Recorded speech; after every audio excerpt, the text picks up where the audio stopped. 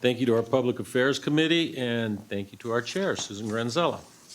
Next, I'd like to take us to Agenda Item G, or Legislation Committee. And for that, I'll turn it over to Augie Beltran. Thank you, Chairman.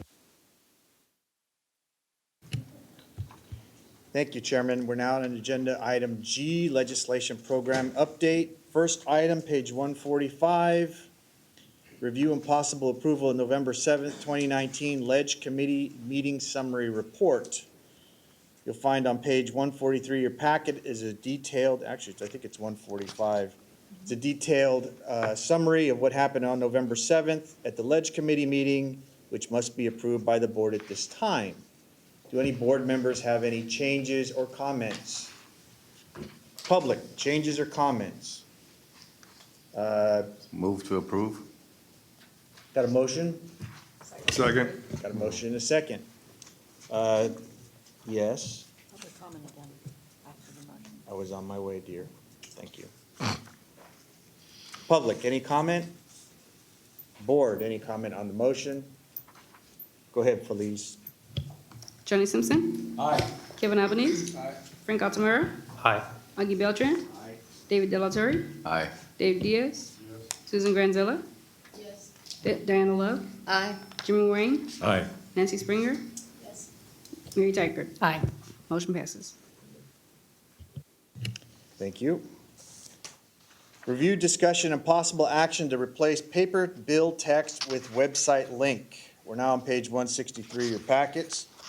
As of November 7th, 2019 meeting, the Ledge Committee unanimously voted to recommend to the full board replacing copies of legislative bill text with a reference to a website link in future committee and board packets. Chief, what do you got? Yeah, this item's pretty self-explanatory if you reviewed the packet. Basically, we're trying to save paper, save money on mailing and printing costs, save eyeball costs, really. Last year, we had SB 144. It was 200 and something pages. It only affected 2 sections of the contractor's law, but because custom was to include the entire bill, the packet wound up being like this. So what we proposed here to save time and reading to include a website link instead. We'll make sure that's emailed out to the members, and of course our analysis and summaries of the bills will always be there for review. Thank you, Chief. Ledge Committee's recommendation is that, and it comes as a fully formed motion, that the board directs staff to place copies of legislative bill text with the reference to website links in the future committee and board packets. Anything from the board? Anything from the public? Felice, hit it. Johnny Simpson. Aye. Kevin Albanese. Aye. Frank Altamura. Aye. Augie Beltran. Aye. David Delatorre. Aye. Dave Diaz. Yes. Susan Granzella. Yes. Diana Love. Aye. Jimmy Wayne. Aye. Nancy Springer. Aye. Mary Teichert. Aye. Motion passes. Next, number 3, update on action to initiate an emergency rulemaking, adopt a finding of emergency, and possibly initiate a regular rulemaking to amend Title 16 California Code of Regulations, Section 811, regarding increasing renewal fees. Now we're on page 167. To address CSLB's structural budget imbalance, the board unanimously approved a motion in its September 24th, 2019 board meeting to seek emergency regulations to increase renewal fees to their statutory maximum.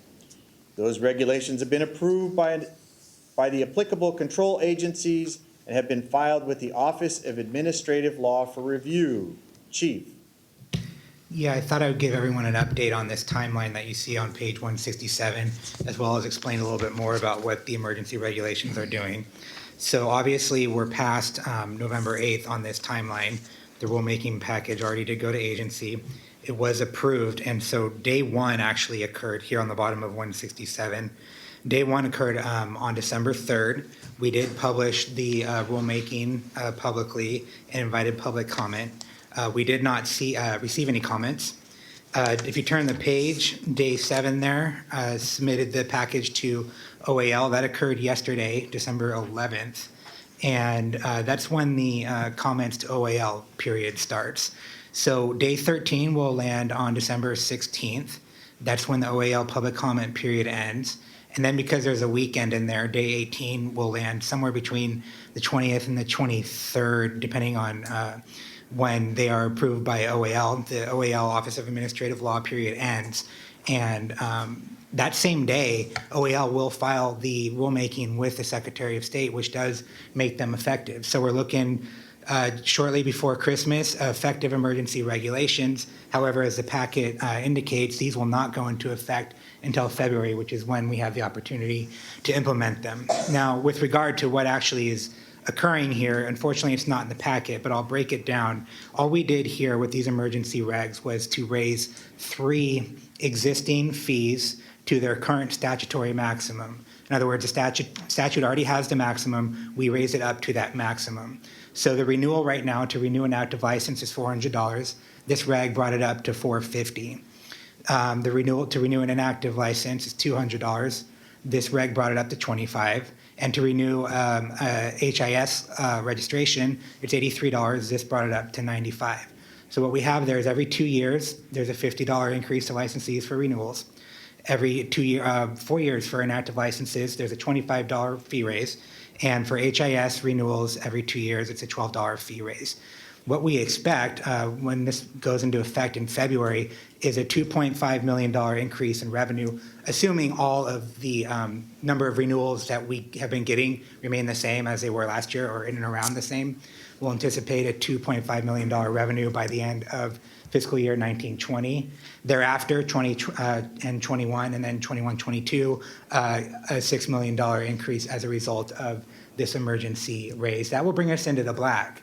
And it will also give us some time there to review our other fees. We have a fee statute, 7137 of the Business and Professions Code, with a number of other fees in it, application fees and all the rest. We'll do a fee study to determine if those need to be raised. And that would be done by legislation. So that's the update on the emergency regs. I don't think I'm missing anything if there's no questions. Thank you, Chief. Questions from the board? Questions from the public? This is an update only and requires no further action. So now we're on number 4. Review, discussion, and possible action regarding CSLB 2019-2020 ledge proposals. Please turn to page 171.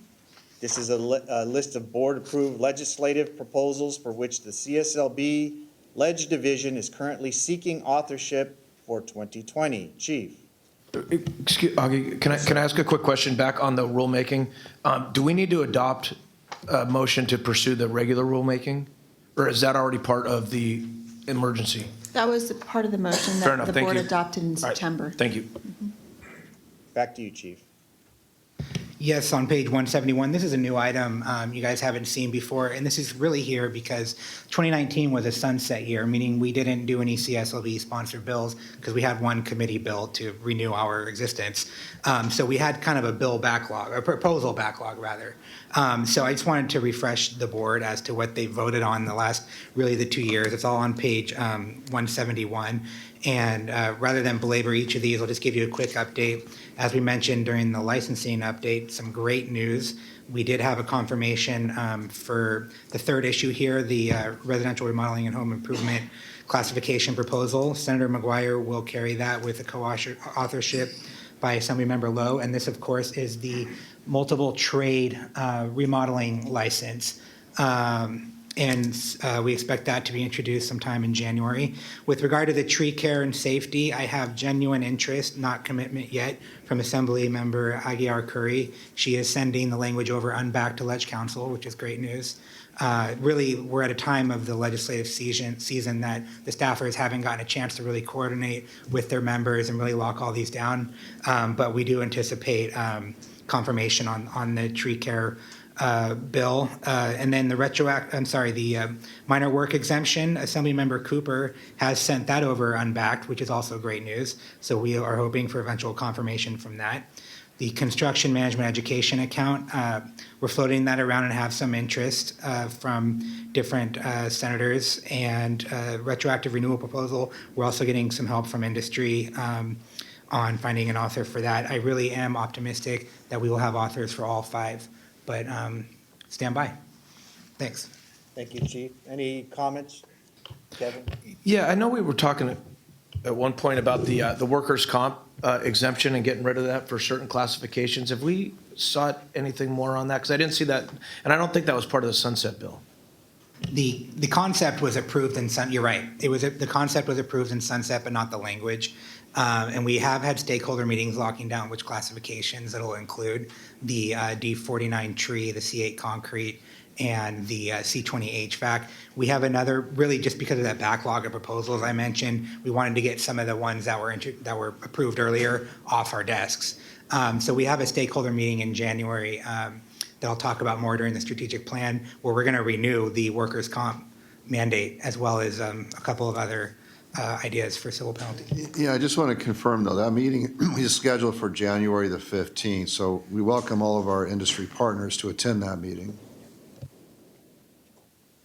Any other comments from the board? Comments from the public? Okay, this is informational only and requires no action from the board. We move to agenda item number 5, discussion possible action on staff recommendations for alleged proposals to make minor, technical, and non-substantive changes to the contractor state license law omnibus bill cleanup request. We're now on page 175. Every year, the Senate Business, Professions, and Economic Development Committee invites ideas for technical, non-substantive, non-controversial ideas for changes to the law. These minor changes to the law are usually considered in an expansive measure called an omnibus bill. Thanks, Chief. That is introduced each year to clean up different sections of the state codes. In the packet are ideas from CSLB staff for this year's omnibus bill that are here for board consideration and possible approval. What do you got, Chief? I might be the only one who's really excited about this, but I'll try to move pretty quickly. So I'll make you a piñata.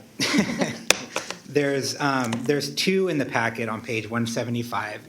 And then there's one more that we came up with that's not in the packet that I'll explain shortly. But if everybody could pull up their little handout, it's about 8 pages, and it's got a strike through on the front of it. Number 1 on page 175 is pretty self-explanatory. We have this letter of admonishment, which we got authority for a couple years ago, and it allows us to issue essentially a warning with some conditions in lieu of a citation. Well, the legislature stuck that language for the letter of admonishment in a statute that dealt with civil penalties. It's been confusing for staff. It doesn't belong there. It really needs its own statute. So we did this big old strike through, and if you turn to page 3 of your handout, we're just going to propose that we take that strike through, put it in its own section of law. There's a perfect spot for it in 7099.9. None of the language changes. We're moving now from page 3 to 4.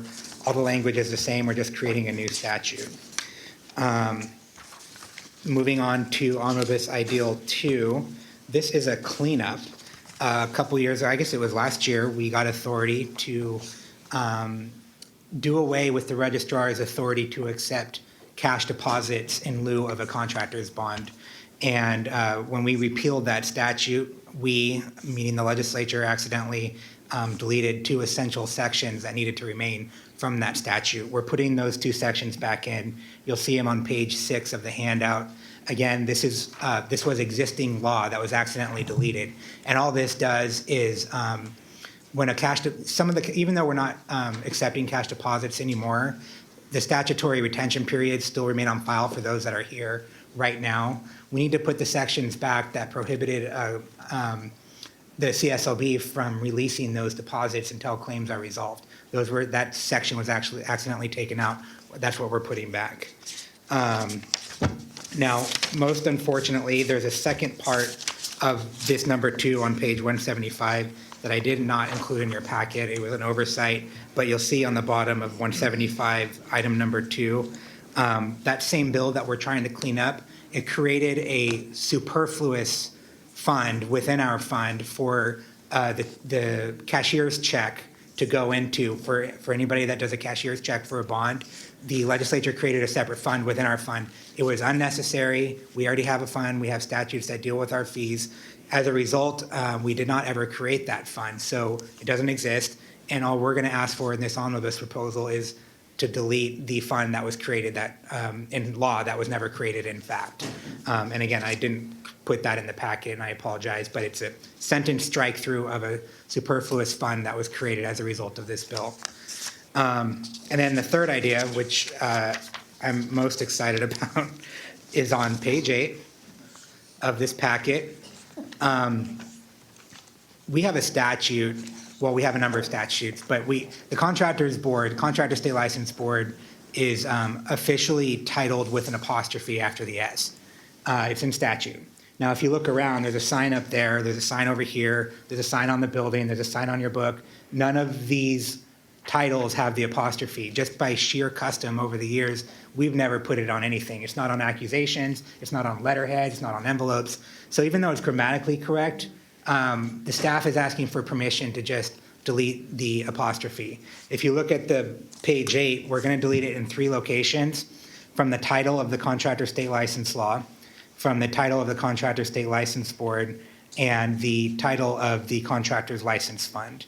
Now, in full disclosure, last night I went through the big law book. This is how I spend my time.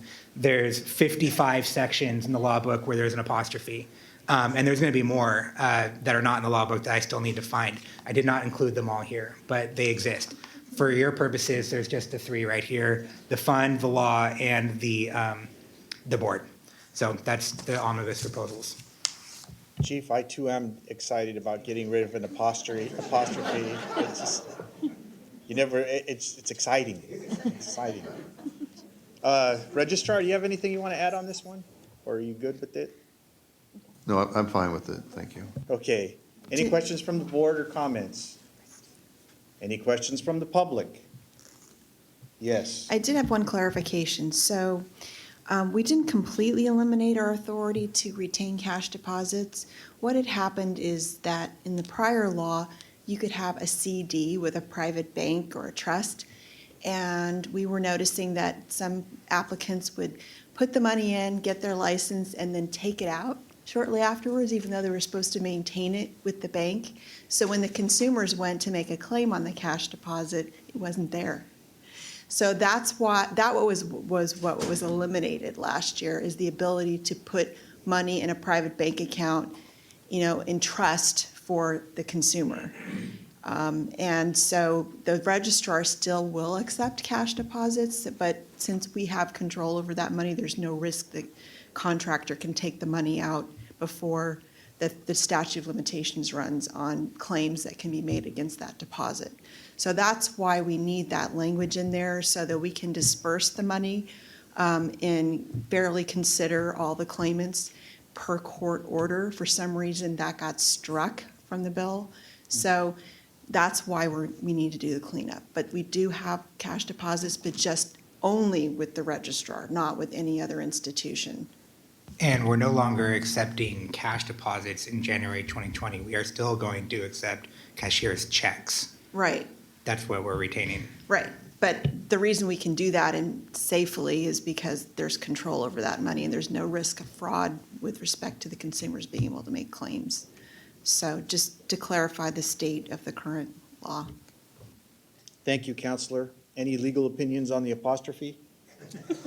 Well, I'm a grammarian, so I'd like to keep it, but every time I put it in, the staff take it out, so I've lost that battle, so. All righty then. Based on those comments, board, do you have any more comments? Public? The chair would accept the following motion: to authorize staff to submit to the Senate Business Professions and Economic Development Committee the 3 technical, non-substantive proposals for changes to the contractor state license law that would make the letter of admonishment its own section of law, restore requirements that bonds or cash deposits shall not be released except as determined by a court, and delete references in Business and Professions Code Section 7071.4 to a contractor's deposit fund, and, the big one, delete the apostrophe in the formal title of the Contractor State License Board. Chair would accept that motion. So moved. Second. Motion is second. Board, any questions on the motion? Public, any questions on the motion? Yes, sir. Richard Markson, I'd just like to say that I think it's great that your chief of legislation is excited about the omnibus bill. Thank you for that comment. Bringing it back to the board, Feliz, please take roll. Johnny Simpson. Aye. Kevin Albanese. Frank Altamira. Aye. Augie Beltran. David Delatorre. Aye. Dave Diaz. Yes. Susan Granzella. Yes. Diana Love. Aye. Jimmy Wayne. Aye. Nancy Springer. Yes. Mary Tykert. Aye. Motion passes. Number 6, update, discussion, and possible action on 2019-2021 Legislative Strategic Plan Objectives, page 179. Chief, give us an update. Yeah, so just real quick, we mentioned in the last item, we are going to, with regard to item 3.1 on page 179, we do have these annual meetings with industry. Of course, they are more than annual. We do them as often as we can. There will be one in January 15th to deal with the mandatory workers' comp idea, as well as some other ideas. And I will be sending the invite for that probably out this week. And we're hoping that industry will join us. And then I only have, if there's no specific question on these, I only have one update. Page 180, the item 3.6, you'll see there in the highlights. This used to be a regulatory-only proposal, but as a result of the vote that this board just made on the in the enforcement section to amend 7099.2, which deals with civil penalties, this item 3.6 now just became regulatory and statutory, and we are changing the proposed target date, so we will need a motion for that, and that's my update on the strat plan. Thank you, Chief. From the board, comments? No. Public, comments? No. Okay. The chair would accept the following motion. To accept the changes to the strategic plan description and new proposed target date of December 2021 for item 3.6 regarding updating of civil penalties. So moved. We have a motion and a second. Once again, board comment, public comment. Feliz, please. Johnny Simpson. Aye. Kevin Albanese. Frank Altamira. Aye. Augie Beltran. David Delatorre. Aye. Dave Diaz. Susan Granzella. Aye. Diana Love. Aye. Jimmy Wayne. Aye. Nancy Springer. Yes. Mary Tykert. Aye. Motion passes. Thank you. Yeah. Before we go, back to the legislative committee summary report. On some of these things, I made a first or second. My name is David Diaz.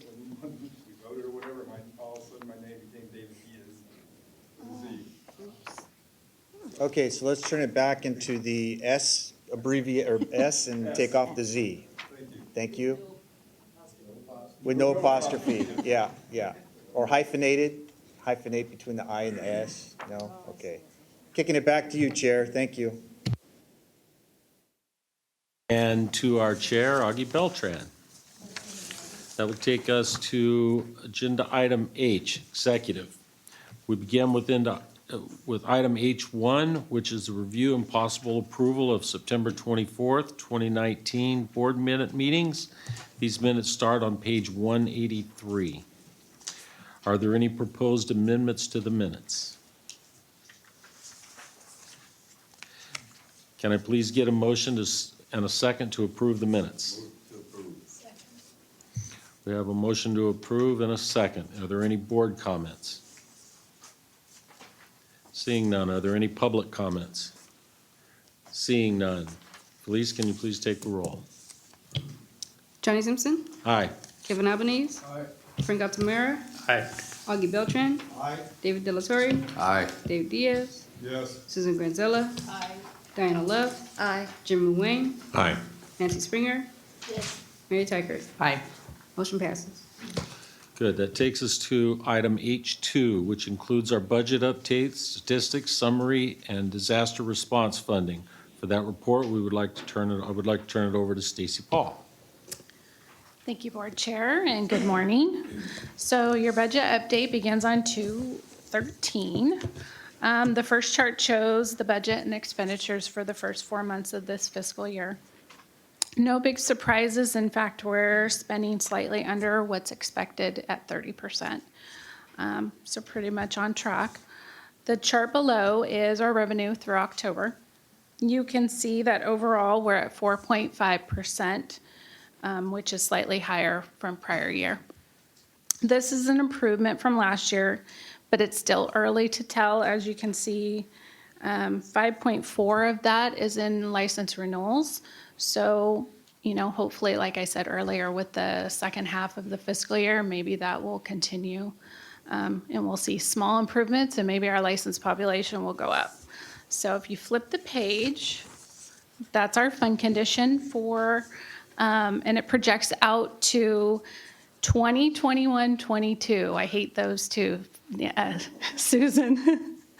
If you look at fiscal year 1920, you can see, if you look at our expenditures with our external cost, we're projected to spend $73 million.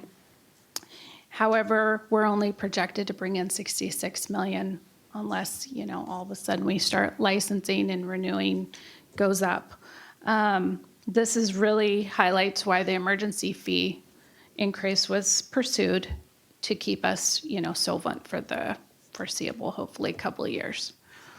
On the next page is our construction management account. As Justin said, this is where we grant and disperse funds to schools. You can see that we will be dispersing $100,000 in grants to, I believe, 4 schools this year. And the fund should be healthy enough for us to do the same for the foreseeable future. Hopefully, we'll be able to increase that with legislation and be able to give out more money to the schools. So, and then the last section is exciting for me. So this is our disaster response. I'm very excited to share that all of our hard work is finally paid off in capturing all the disaster efforts over the last few years. A few years back when Kevin Albanese was the board chair, we were working with the department and agency to pursue these because we were doing so much disaster response. And it was never successful. But that persistence finally paid off, and we were just informed by the Department of Finance that we will, for the first time, get general fund reimbursement of $165,000 back to our fund to reimburse us back for our overtime and our travel. So with that said, thank you so much, Kevin, for your support during this time and, your written support. And then moving forward, so we continue to report this monthly anytime there's disasters. And I work with enforcement staff and public affairs staff, whoever's responding to these disasters. So far this fiscal year with the 4 months, it's been $50,000 in wildfire costs. So hopefully we'll continue to receive these in the future years. And then I will just briefly touch, which I've already kind of touched on, statistical summary. No big surprises. We're seeing a little bit of rise in the original applications received. Renewals are up by 6.7%. So let's just hope it improves. With that said, that's all I have for the budget. Cool, thank you. Stacey, thank you for your report. I get really nervous when hope and maybe is part of the budget report. The projected current year, that does not include any of the emergency rulemaking fee increases. No. And we believe that to be about $2 million for this fiscal year? 2.5 because we had to start it in February. Right. Okay, so we got 2.5 there, and then we project for next budget year $6 million? $6 million In more. addition to the 2.5? Or is No, that cumulative? $6 million total. Total? Yes. Okay. So It's roughly $50,000 a month more. Gotcha. Okay, so I mean, we're. 500,000, sorry. Add an extra zero. So assuming everything goes through, we get the permanent rulemaking, then we would expect that our deficit spend to be about 907,000, just rough numbers, looking at Yes. this chart. I kind of printed something. Mike and I did some preliminary analysis. By 2021-22, which would put us through the same time frame that this is showing, we should be in the black with like 0.2 Okay. months in reserve, which is like 2 weeks. Right. So Okay. it's still not looking great, but it's It's better. something I mean, for if we 2.5 get this done, years. at least we've triaged it for the next 18 months, and we're going to need to continue to look at that. And I think that we've taken some steps to do Absolutely. that. And we don't know what will happen. I Right. mean, it's just a projection, something could happen and renewals and licenses go up and This is conservative. Gotcha. Thank you. Okay. Thank you. This is an informational item, no proposed action is. Oh, Tanya.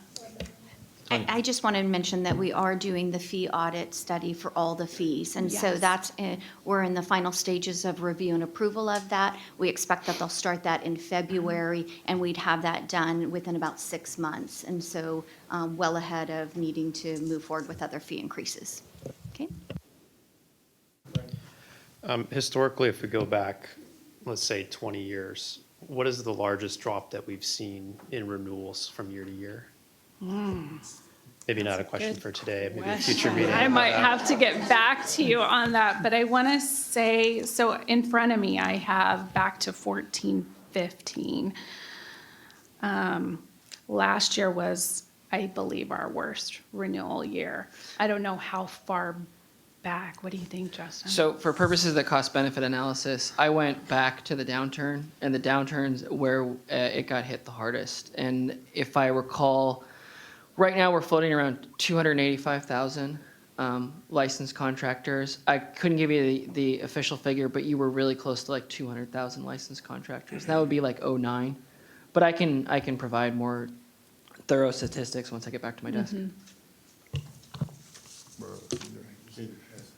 Justin, do you have numbers before '09?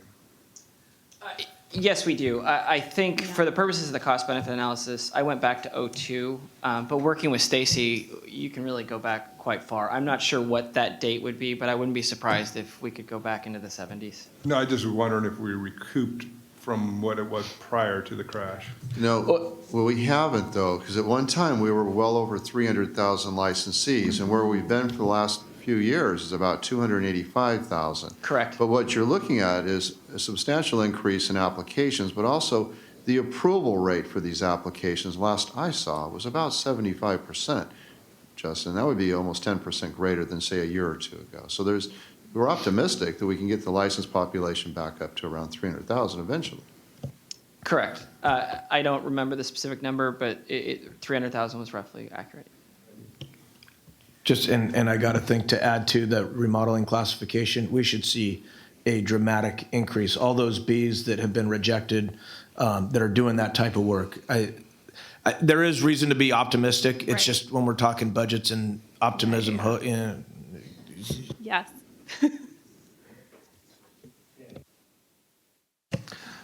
Okay, this is an informational item. No proposed action is required from the board at this time. Are there any other board comments? Seeing none, is there any public comments? Seeing none. Next is agenda item H3, information and technology update. For this item, we're going to, including the review of the unit's strategic objectives. For this, we're going to turn it over to Susan Granzello, who sits as our Information Technologies Advisory Committee, and Chief Deputy Registrar Tanya Cochran. I'm back. It's so much fun, and this is exciting. So we have an IT committee, remember, for the very first time, because IT is so important. And of course, I volunteered, and we drafted Frank. We didn't get his permission, but he graciously joined.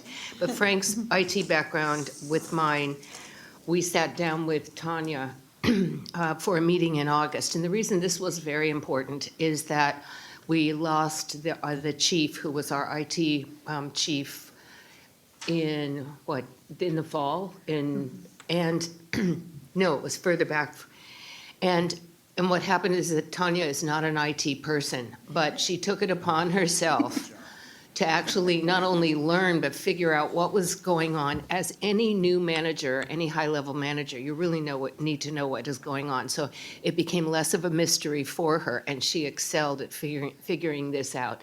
And so we were able to talk, Frank and I talked with Tanya about reviewing the projects, about how do we report our progress, and keeping it to a minimum, because it's not everybody's exciting topic. And so she'll be going over our board packet, the materials, and she'll cover. But in November, I sat in on a round of interviews, second interviews with a new IT manager that is still in progress, correct? And we're all looking forward to the new chief, but Tanya's direct involvement means everything is going to be different. And I'm hoping, I know that it will be much easier to assimilate this important role for all of IT management. I think it's a great move. So Frank and I plan to meet with the new chief and share our vision and expertise. We have one, right? Yes, our vision and expertise as soon as this person is on board. So now I turn it over to Tanya for the update. Thank you. So the IT update begins on page 221. And what we are focusing on a lot is trying to look at cost-saving measures right now as we're making changes in IT. So with the public data portal at the top there, we did launch that. And the public data portal really provides the list of contractors by classification and county. Prior to that, you had to do an individual license lookup for each one. And so this, you can get the full license by classification. You can also get the master list of the full license file detail with workers' comp, surety company information, and whatnot. So we've seen a 70% reduction in those public data sales requests that come into us when we were having to do this manually. But because the way that it was, the data is being accessed, it's being accessed through our SQL server, and so it has actually reduced costs because it's not having where companies are scraping the data and going and hitting our mainframe. So every time our mainframe is hit, there's a cost associated with that. So it's streamlined the process. It's providing that information 24/7 to licensees, consumers, anybody that wants it, and there is going to be a cost reduction to our overall costs.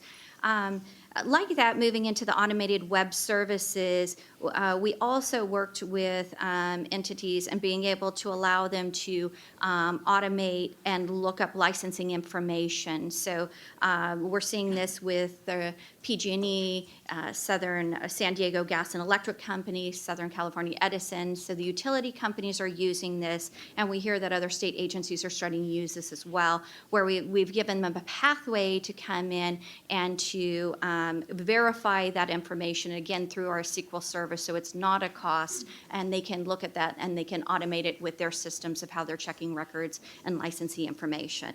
So that's been successful, and that will still result in the cost savings, not having that scraping and data mining that's happening. We're on the way, well on our way with the ADA compliance. Our website is compliant, and we continue to, as we upload new information, it is all being compliant, and all of our board packet materials are compliant as well. We are looking now at our intranet architecture, and so that's where it's the CSLB only, it's the staff architecture, and that was launched back in 2013. But the way that it was set up, it was kind of one big site, and we're looking at structuring that architecture the same way that we're doing our web re-architecture, which is on the top of page 222, and that's looking at separating it into sections, and so it makes it more easy to manage, but it also increases security with that. So our target completion for a main website, we're looking at the end of December, and it might go a few weeks into January, because right now what we're doing is we're building all of our servers and reconfiguring those servers. And we're going to move it out of the Department of Technology, which is a cost, and we're leveraging our pro rata dollars, and we're putting it under DCA, where it will not be a cost for us to do that. So there will be a cost savings with that.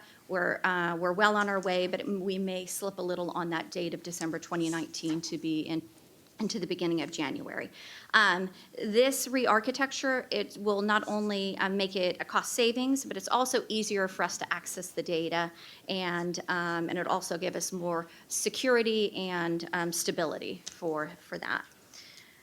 Next, I'll just move and touch on to the military audit, and that's what we've titled the information security risks at the bottom of 222, and there's a chart on the top of 223. And this is just showing you what our remediation efforts are to date to comply with the military audit findings. Where we started this at the last board meeting, we were about 10% completion. We're now about 30% completion. We have some time on this, but we are moving forward and working really diligently. The security staff are working on that to come in compliance. And our final update item is really showing our IT system enhancements, and so that's at the bottom of 223, and it runs through 226, I think, or 227. And what we started doing is is keeping a list of all of those enhancements that IT's been doing, which actually provide services to the different areas, so licensing and enforcement, whatnot, but kind of capturing that to see what those activities are outside of the project. And you'll notice that we stop in October of 2019, what those updates and activities have been. And we've really been focusing in November and December on our IT projects. And so that's really where the staff have focused on looking at the implementation of the $20 fee for the C10 license, the online sole owner renewal, that's hitting February, and the fee increase, which is February. So all of those efforts are being orchestrated, so we'll have a February 1st, 2020 rollout. So are there any questions on the update itself from board members? Thank you. Spoken like a true IT person. Okay. So with that, then I'll move into the strategic plan objectives. So we've touched on it. Item 5.12, we've touched on the sole owner online renewals. I just want to provide a little statistics on that and the reason for pivoting to flip that with the sole owner online application and bump that down. We receive for sole owner online renewals about 67,000. We have about 67,000 licensees, where when we look at the applications we receive annually for sole owner online applications is about 12,000. So that's why we made that shift, and you're seeing that we're requesting the date changes related to those two items. We're also adding, for this December of 2020, next 2020, we'll be looking at being able to do payment of citations. Right now, they can't pay them online, and they have to mail in checks or make payments. So this would be a mechanism for citations to be able to be paid through credit cards. So that's something we're looking at, anything that's revenue generating, focusing our activities on that. 5.13, we're just asking to remove the DocuSign verbiage and to move the date on this. There's many platforms that can be used. DocuSign is one of them, and they may ultimately be that. But we have Salesforce, there's Adobe, so there's many products that we're going to be looking at and researching as it relates to that. And that ties to really item 5.14. Again, we're looking at a platform that we can use for not only multiple signatures, but also to create an online account function. So that'll be something for the new IT chief to tackle, looking at balancing what the cost is for that, what support's needed when we're looking at it, maintaining an online account and having licensees going on and doing that, and what would the usage be. But some of the things that we're looking at that we could do is order renewal forms, change of address, update contact information, online payments. You could request a duplicate pocket card. So those are some of the things that we're brainstorming, and we'll bring it back to the IT advisory committee to look at what other options there might be out there when we go moving forward with an online account option. And the last item would be item 5.15, and that we had talked about both in licensing and public affairs, and that was just moving the date out for the online application to go online, and that would align with the other programs' dates of July of 2020. So with that, that completes my update on the strategic plan. I think that's it for this, for IT, except to remind the board that it wasn't so long ago that IT report was about a paragraph. And then we had the Marriott breach, and it became very important that the board is aware of what goes on with all our data that we protect and manage. So, okay, I'm done. Well, thank you guys very much. Do we need a motion on the strategic plan? Yeah, we do, Okay. We yes. have a motion to accept the changes to the strategic plan descriptions and target dates for items 5.12, 5.13, 5.14, and 5.15. So moved. I have a motion and a second. Are there any further questions from the board? Do you have any public comment? If not, please can you take the roll? Johnny Simpson. Aye. Kevin Albanese. Aye. Frank Altamura. Aye. Augie Beltran. Aye. David De La Torre, Aye. Dave Diaz, Yes. Susan Granzella, Diana Love, Aye. Jim Ruane, Aye. Nancy Springer, Yes. Mary Tykert. Aye. Motion passes.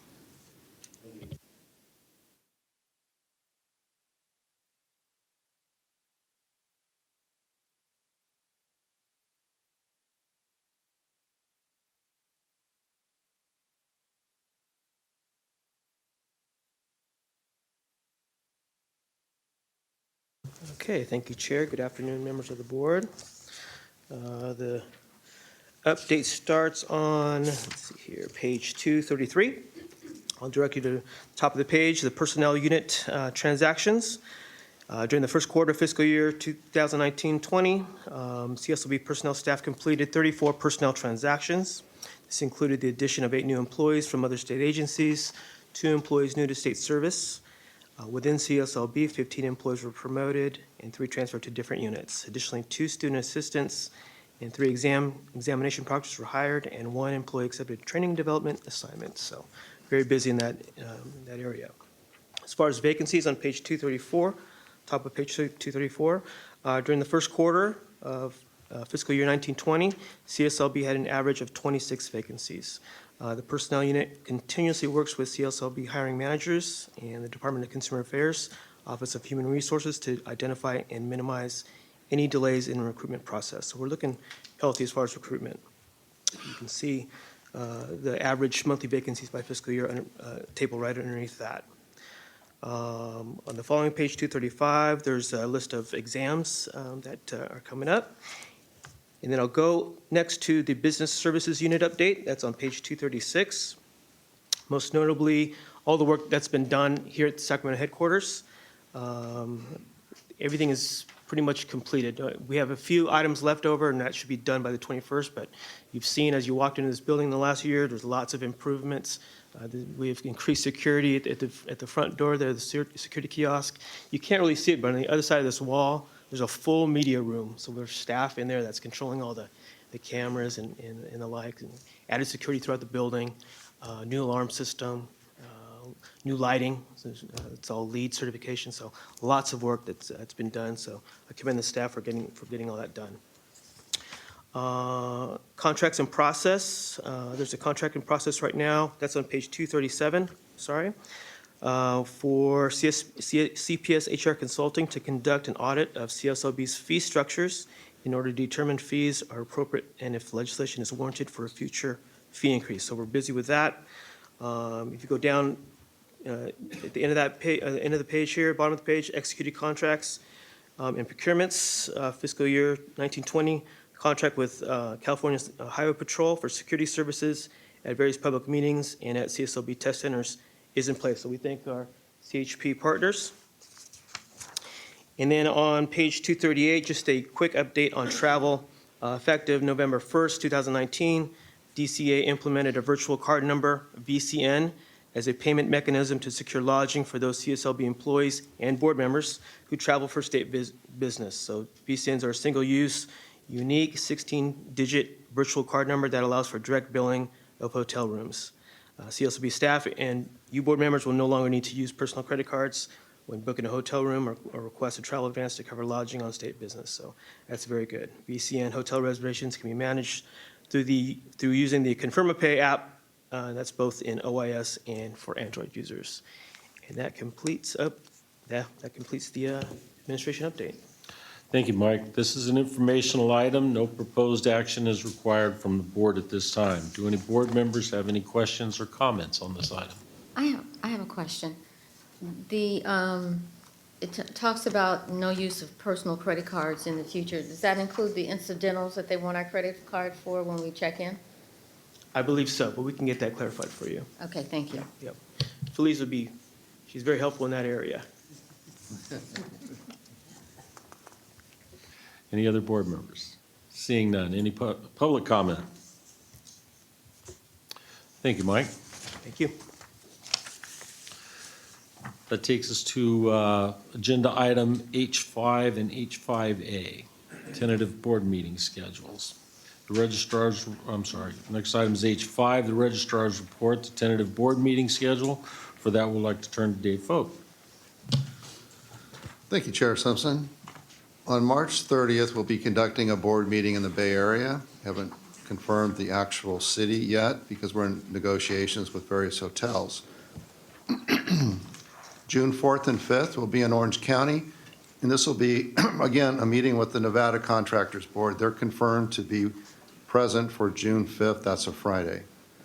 On September 1st, we'll be in San Diego, and that meeting will coincide with the National Association of State Contractor Licensing Agencies Annual Conference.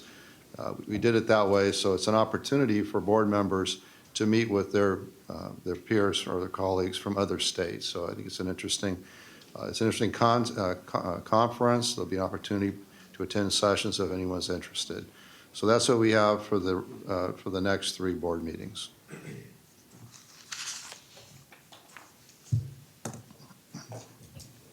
Okay, do any board members have any questions or comments? Is there any public comment? Seeing none.